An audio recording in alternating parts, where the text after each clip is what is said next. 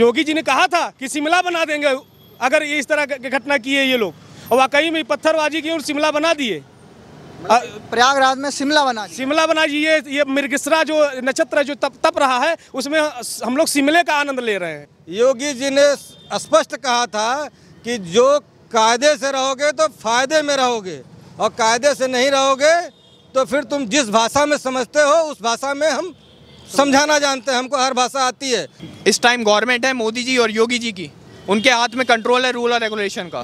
उन्हें कंट्रोल करना है कि कैसे कंट्रोल होगा। जो वो कर रहे हैं बिल्कुल सही कर रहे हैं। जितने दंगे जितने आतंकवादी सबके मकान गिरा देने चाहिए उन्हें, तभी तो सबक मिलेगा। ये बताइए, जो बुलडोजर की कार्रवाई कई लोग रोकना चाहते हैं, तो जो 10 जून को यहाँ पर हुआ जो बुलडोजर चला है, आप क्या उससे सहमत हैं और आगे भी इसकी कार्रवाई चाहते हैं? देखिए, दंगाइयों को रोकने के लिए बुलडोजर की कार्रवाई की गई है, तो कुल मिला के ये कार्रवाई प्रयागराज विकास प्राधिकरण ने किया है। वो जो कॉलोनी जिसमें जावेद मोहम्मद जो मास्टरमाइंड था प्रयागराज दंगों का मुख्य साजिश करता, जिसकी बेटी जेएनयू में जो है टुकड़े टुकड़े गैंग की मेंबर है आफरीन फातिमा, वो बहुत दिनों से देश विरोधी गतिविधियों में लिप्त था। और जो वो पूरी कॉलोनी जिसका नाम जेके आसियाना कॉलोनी है, उसमें उसका नाम जो है जमील कानूनी है, वो पूरी कॉलोनी ही अवैध है। उसके किसी भी कॉलोनी का लेआउट पास नहीं है प्राधिकरण से, और किसी भी मकान का नक्शा नहीं पास है। तो कायदे से तो वो पूरी कॉलोनी ही रेगुलर नहीं है, अवैध है, उसको गिरा दिया जाना चाहिए। लेकिन योगी जी ने स्पष्ट कहा था कि जो कायदे से रहोगे तो फायदे में रहोगे, और कायदे से नहीं रहोगे तो फिर तुम जिस भाषा में समझते हो उस भाषा में हम समझाना जानते हैं, हमको हर भाषा आती है। तो योगी जी ने बता दिया है कि प्रदेश उत्तर प्रदेश में कानून से चलेगा। और ये जो संविधान का और तिरंगा लेकर के हाथ में, और जो हाथ में पत्थर लेकर के और संविधान की रट लगाते हैं, ये उत्तर प्रदेश में कम से कम नहीं चलने वाला है। ये स्पष्ट है।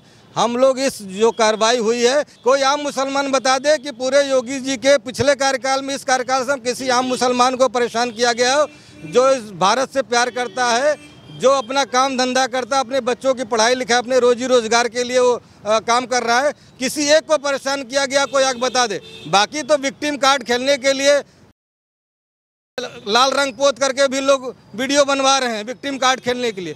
तो ये तो हमेशा से चला रहा है, इनका यही धंधा है, यही करते हैं ये। अब कई रिटायर्ड जो जज हैं या एडवोकेट हैं वो सीजीआई से अपील कर रहे हैं कि यहाँ पर अल्पसंख्यकों पर कार्रवाई की जा रही है जानबूझकर, और कई जो जमीयत उलमाए हिंद हैं वो सुप्रीम कोर्ट से अपील कर रहा है कि इस कार्रवाई को, बुलडोजर की कार्रवाई को रोका जाए। देखिए, जमीयत उलेमा हिंद के पास जो सबसे बड़ी फंडिंग है आज, चूँकि भारत के लोग इसको नहीं पता, इकोनॉमी एक भारत सरकार की इकोनॉमी के बराबर एक इकोनॉमी बनाने की कोशिश की जा रही है। और जमीयत उलेमा हिंद द्वारा एक प्रोडक्ट का 1 साल का 20,000 रुपया लेते हैं, और फिर अगले बार रिन्यूअल कराना हलाल सर्टिफिकेशन। आम हिंदू को तो पता नहीं, वो तो सस्ती प्याज और सस्ता पेट्रोल में ही परेशान है। 3 मकान बना लें, 4 मकान बना लें, 4 गाड़ी ले लें, फॉर्चूनर, उसी में खुश है। उसको देश से लेना देना है नहीं। ये कड़वी बात मुझे कहनी पड़ रही है आपके सामने। वास्तविकता ये है कि मैं तो भारत सरकार से मांग करता हूं कि जो बालिग होने की उम्र है वो घटाई जाए। आप देख सकते हैं जिस तरह से निर्भया कांड हुआ, उसमें भी नाबालिग की भूमिका थी, और तमाम ऐसे रेप हुए जो हैदराबाद में इनकाउंटर हुआ उसमें भी नाबालिग थे। तो ये नाबालिग की परिभाषा बदलनी होगी भारत सरकार को। मैं मांग करता हूँ भारत सरकार से। तो आप जो ये बुलडोजर की कार्रवाई हो रही है यहाँ पर कानपुर में अलग अलग जगहों पर, क्या आप इससे खुश हैं?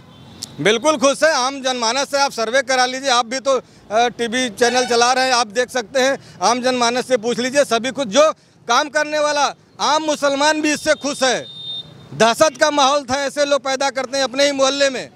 अभी एक पार्टी का मैं नाम नहीं लेना चाहता, जिनके नेता बार बार उनको सपोर्ट दे रहे हैं और जस्टिफाइड कर रहे हैं, जो फूलपुर के वलीउल्लाह जिसको अभी फांसी की सज़ा सुनाई गई है, जो संकट मोचन वाराणसी ब्लास्ट में आरोपी था, हमारे प्रयागराज का था, उसको भी उनकी सरकार ने छोड़ने का वो किया था, लेकिन हाई कोर्ट से उनको मुंह की खानी पड़ी थी। ऐसी पार्टियां जो उनको खाद पानी दे रही हैं अपने तुच्छ निहित स्वार्थों के लिए, वो लोग उनकी सरकार आने पर आम मुसलमानों को पीड़ित करते थे, उनकी ज़मीनें कब्जा करते थे।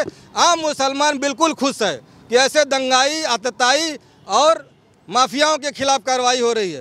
पूरे अब प्रयागराज में जितने भूमाफिया थे, आप देख लीजिए कौन लोग थे।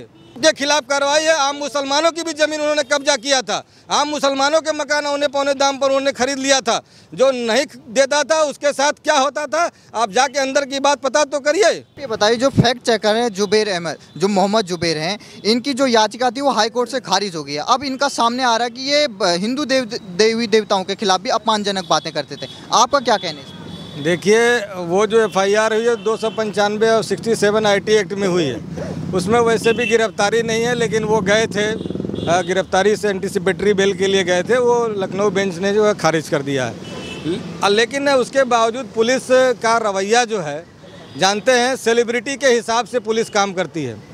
इसके पहले भी तमाम सेलिब्रिटी रही हैं, अरुंधति राय से लेकर तमाम ऐसे लोगों के खिलाफ बुकर पुरस्कार लेके आई थी, उनके खिलाफ भी FIR हुई थी, लेकिन प्रशासन कार्रवाई नहीं करता। तमाम बड़े बड़े सेलिब्रिटीज़ के खिलाफ प्रशासन कार्रवाई नहीं करता, तो इसका ये लोग फ़ायदा उठाते हैं। प्लस इनके पास इतनी गल्फ़ कंट्री से इन्होंने अभी जो नुपुर शर्मा के खिलाफ इन्होंने जो अरबी भाषा में उसकी उनकी बात को तोड़ मरोड़ करके और बाहर फैलाया गल्फ़ कंट्री में, जिसकी वजह से वहाँ से तमाम एजिटेशन हुए और भारत सरकार को उसमें सफाई देनी पड़ी और नुपुर शर्मा को पार्टी ने उनको सस्पेंड किया।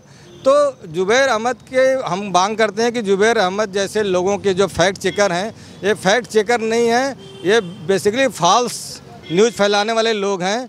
और ये जो अभिव्यक्ति की स्वतंत्रता के नाम पर जो इस तरह के तमाम जो चैनल्स लोग चला रहे हैं, इनकी फंडिंग की जांच हो, इनके पास कहाँ से पैसा आ रहा है इतना। आपको मालूम होगा जुबैर अहमद के खिलाफ एक लड़की ने यौन शोषण का भी मुकदमा दायर कराया था, उस पर आज तक कोई कार्रवाई नहीं हुई। तो ये जो प्रशासन का जो दो आँख वाला होता है, जैसे हाई कोर्ट और सुप्रीम कोर्ट के हमारे माइलॉर्ड जो है वो सेकुलरिज्म का कुछ ज़्यादा ही वो रहता है उनके अंदर। तो जब ऐसे लोगों का मामला होता है तो तुरंत हाई कोर्ट सुप्रीम कोर्ट में स्टे ले आते हैं। आप देखे होंगे जहांगीरपुरी में जब अतिक्रमण हटाया जा रहा था तो बिंदा कारत जैसे लोग तमाम लोग गए और वहाँ से लेके। लेकिन जब हिंदुओं की बात आती है, हिंदुओं के किसी जैसे धर्म संसद में लोगों ने अपनी बात कही सिर्फ, तो उनको सबको गिरफ्तार। उसी 295 में जितेंद्र नारायण त्यागी को 4 महीना जेल में रहना पड़ा, नरसिंहानंद को 1 महीना जेल काटना पड़ा। लेकिन इन जैसे लोगों को जो छोड़ दिया जा रहा, मैं तो कहीं न कहीं तक मेरा आरोप है कि भारतीय जनता पार्टी हिंदुत्व के नाम पर वोट लेती है हिंदुओं का, और ऐसे लोगों, ऐसे जो तत्व हैं इनको जानबूझ करके छोड़े हुए हैं कि पोलराइजेशन हो। ये देश के लिए, भविष्य के लिए बहुत घातक है। ओवैसी जैसे लोग भविष्य के जिन्ना है, या ये जो टीवी पर 2 टके के बैठ करके हेट स्पीच दे रहे हैं। हमारे भगवान शंकर का अपमान देखा होगा आपने, जब ज्ञान वापी का मामला आया तो कैसे अपमानजनक पोस्टें डाली, सोशल मीडिया में बाढ़ आ गई। तो ऐसे लोगों के खिलाफ, कुछ लोगों के खिलाफ कार्रवाई, लेकिन बाकी सब घूम रहे हैं।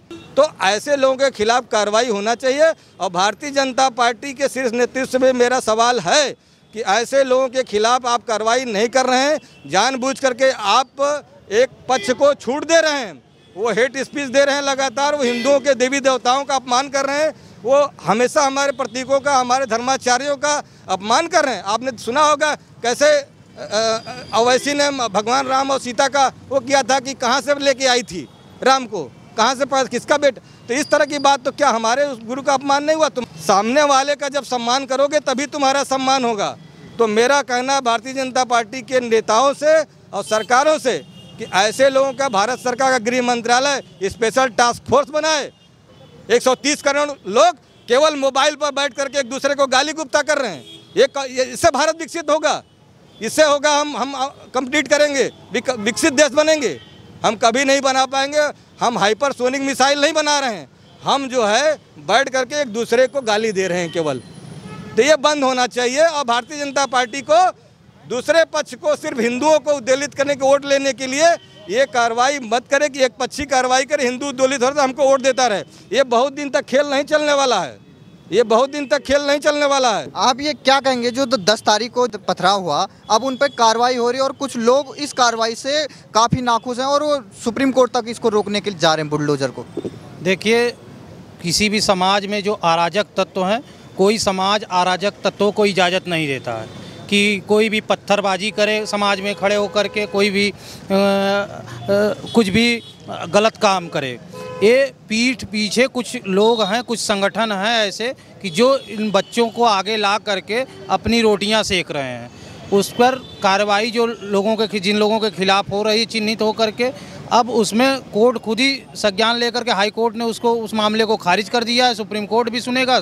हम लोगों की उम्मीद है कि सुप्रीम कोर्ट भी हम लोगों के हक में फैसला देगा। इस तरीके से लगातार 10 जून के बाद यहाँ पर जुम्मे की नमाज के बाद पथराव हुआ और देश के अलग अलग भागों में हो रहा है। आप ये बताइए कि अगर कोई ये कहता है कि हमारे इसके खिलाफ या धर्म विशेष के खिलाफ कोई आपत्तिजनक बातें की है, तो उस समय संविधान की क्यों लोग वो नहीं करते, संविधान को क्यों नहीं करते, संविधान के हिसाब से कार्य? देखिए, ऐसा है कि हमारा जो कॉन्स्टिट्यूशन है वो right to expression freedom provide करता है। इसका बहुत ज़्यादा गलत फ़ायदा भी उठाया जा रहा है। अगर कोई लड़की अपना बयान देती है और हमारी बहन कोई बयान देती है तो उसके ऊपर इतने सारे टिप्पणी आनी चालू हो जाती है, उसे मारने की धमकी जारी हो जाती है और उसके पुतले जला दिए जाते बीच चौराहे पे। और जबकि बहुत सारे स्टैंड अप कॉमेडियन और ओबीसी साहब तक ये कहते हैं कि कौन बचाएगा तुम्हें, तुम मुसाफिरों को कौन बचाएगा। ये क्या टिप्पणियाँ हैं? और ये जो धमकी दे रहे हैं, ये धमकी कोई मानने नहीं देती। अगर योगी सरकार है, मोदी सरकार है, तो इनके ऊपर सख्त से सख्त निर्णय लिया जाएगा। और ये जो बुलडोजर चल रहा है, मैं कहता हूँ बिल्कुल सही चल रहा है। अगर ये हमारे रूल्स नहीं मानेंगे, रूल्स एंड रेगुलेशन नहीं मानेंगे, तो यही होना चाहिए। और ये जिनकी सेवा में जो पुलिस लगी हुई, उन पर ही पत्थर चला रहे हैं और पूरे देश में एक साथ हो रहा है। ये आतंकवादी नीति तो है, और क्या है? आप ये बताइए, जिस तरीके से यहाँ पर एसएसपी ने ये कहा कि बच्चों को आगे किया जा रहा है, ये क्या रणनीति है? बच्चों को आगे इसलिए किया जा रहा है, पुलिस बच्चा समझ के छोड़ देगी। उनके हाथ में उन्हें क्या पता, बम और बारूद देके उन्हें सिखाया जा रहा है कि यहाँ पे जाके ये करना है। इन सब के पीछे बड़े बड़े दिमागों की साजिश है। और जो प्ली फाइल कर रही है सुप्रीम कोर्ट, हाई कोर्ट में, उन्हें बचाने के लिए इसलिए तो फाइल कर रही है कि उनका बैक हैंड हो जाएंगे, वो बच जाएंगे। बच्चों को आगे करके अपने आप को बचाना चाह रही है। मेन रीज़न तो यही, बच्चों को आगे कर दो, सेक्शंस नहीं बनेंगे, पुलिस प्रोटेक्शन मिल जाएगी, थोड़ा बच जाएंगे।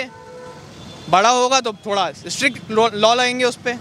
तो कई पार्टियां जैसे अखिलेश यादव जी भी कह रहे हैं कि बिना किसी के दोषी साबित हुए आप उस पर कैसे कार्रवाई कर सकते बुलडोजर की? कह भी कौन रहा अखिलेश यादव जी? 2013 का मुजफ्फरनगर दंगे याद है? गोलियां चलवाई थी, किस पे चलवाई थी? हिंदुओं पे। गाँव छोड़ छोड़ के भागे थे वहाँ के हिंदू। अब मोदी सरकार के टाइम पे इन्हें सब कुछ याद आता है, इंडिया में सब गलत हो रहा है। और जब इनका सरकार थी, सीधे गोली चलाने की कितने हिंदू फैमिली मरी थी। अब इन्हें ये नहीं दिख रहा कितने पुलिस वाले भी मर रहे हैं। यहाँ पे हमारे पुलिस अधिकारी मारे गए, उन्हें वो नहीं दिख रहा होगा। तो ये कार्रवाई हो रही है, आपकी क्या अपेक्षा है, क्या होनी चाहिए? और मेरा मानना है कि रूल्स एंड रेगुलेशन तो फॉलो होंगे, लेकिन इस टाइम गवर्नमेंट है मोदी जी और योगी जी की, उनके हाथ में कंट्रोल है रूल और रेगुलेशन का। उन्हें कंट्रोल करना है कि कैसे कंट्रोल होगा। जो वो कर रहे हैं बिल्कुल सही कर रहे हैं। जितने दंगई, जितने आतंकवादी, सबके मकान गिरा देने चाहिए। उन्हें तभी तो सबक मिलेगा।